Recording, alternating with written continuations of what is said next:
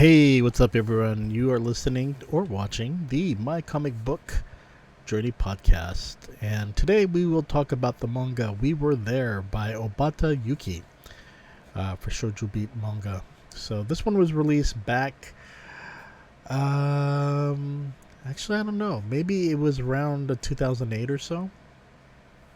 But the popular award-winning manga series Bokura ga Ita by Obata Yuki arrived stateside via the title We Were There through VIZ Media's Shojou Beat manga imprint. The manga, which won the 2005 Shogakukan Manga Award for shoujo manga, has sold 7.6 million copies in Japan. And not long after, in July 2006, was adapted to a 26-episode anime series.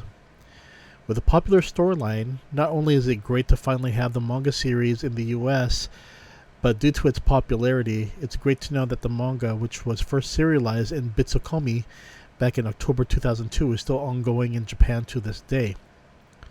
The first volume focuses on Takahashi Nanami, a teenager who is just entering high school, and like most teenagers entering high school, having to deal with life of having to find new friends, getting involved in school activities, and also dealing with emotions.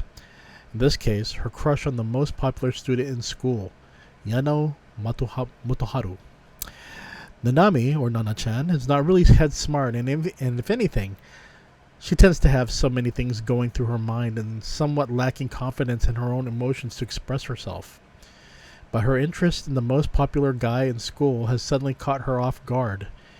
But each time she feels drawn to Yano, he does something very nice and sincere, and once you think everything looks good between the two, Yano will do something that really ticks her off.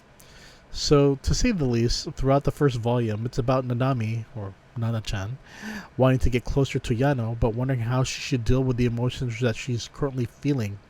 Should she express those feelings towards Yano? At high school, Nanami makes new friends, but one person catches her interest. In class, she sits next to a smart and very quiet girl named Yamamoto Yuri. When she asks Yuri about Yano, Yuri makes a comment that she detests Yano. Nana doesn't understand why all girls think Yano is so hot, but yet Yuri doesn't like him at all. But Nana starts to learn more about Yano and learns that his ex-girlfriend died in a car accident a year ago. Her name was Nana and was the older sister of Nanami's classmate Yuri. This derails Nanami's plan to express her feelings of her crush to Yano, and knowing that his ex-girlfriend was beautiful, older, and popular, she feels that she doesn't have a chance. But every day is a new day, and Nanami does what she can to motivate herself and express those feelings she has inside. Will she be able to?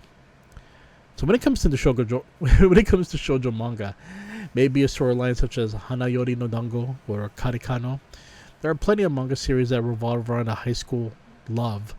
But so far, I think that readers can get a sense of the purity of Nanami's character.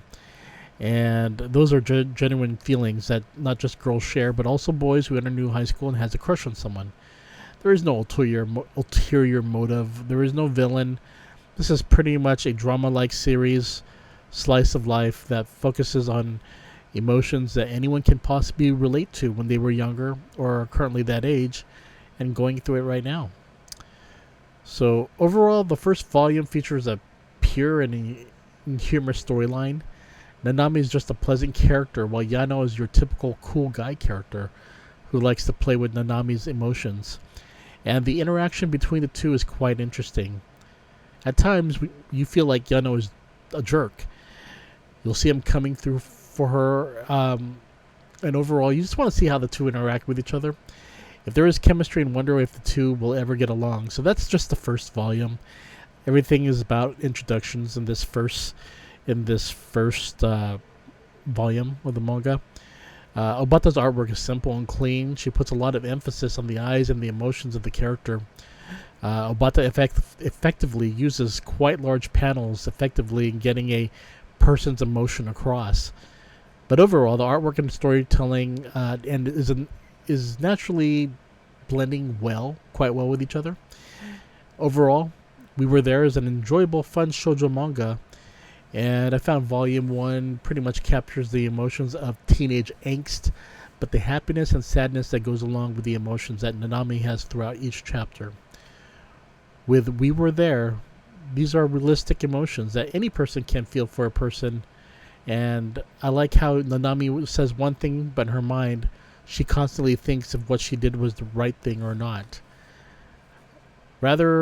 She's rather, I guess you could say, an indecisive person, but she's portrayed as a girl who has her faults, is aware of it, others are aware of it, but yet manages to make the best of her life.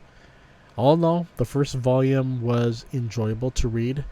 There is a good amount of sense of humor and good amount of humor overall through this manga. Again, this is just volume 1. I haven't read past that, so if anything, if you like a good balance of emotion and a touching storyline, We Were There volume 1 is something you may, be interested in. Definitely an enjoyable manga to read, and I look forward to seeing how this relationship between the two progress. And that is my review for We Were There by Obata Yuki from VIZ Media's Shojou Beat manga imprint. Okay, everyone, you take care, and I'll see you later. Wink, wink, and see you later, everyone. Bye-bye.